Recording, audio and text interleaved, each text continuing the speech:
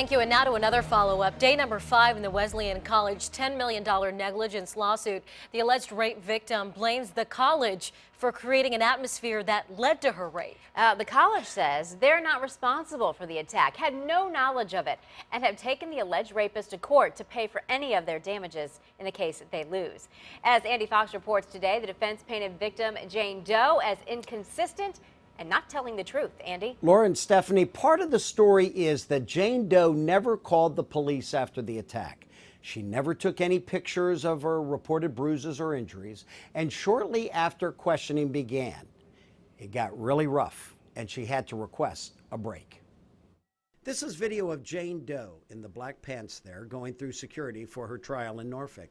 She alleges she was violently raped for 5 hours by this man known as Robert Rowe. We will not identify either, but Rowe's attorney cross-examined Jane Doe, finding many inconsistencies in her story. Facebook and text messages shortly after the attack on August 24th, 2012 were shown in court. A friend asked, "Why are you so upset?" 4 days after the attack, she wrote back, "I was so upset because he was ugly."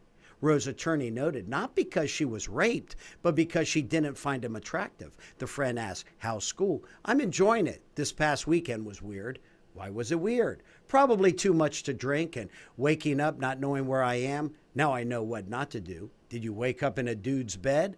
"Yeah, well, I seriously don't recall what happened, but I have a good idea. Ha ha. Ha ha." The attorney pointing out these messages are inconsistent with a student in trauma after being raped for 5 hours. On September 18, 2012, Jane Doe writes a friend, "I am so beyond content with my life. Great classes, great friends, great sorority sisters." Jane Doe was adjusting to Virginia Wesleyan life. She said almost a month after the attack on September 21st, 2012.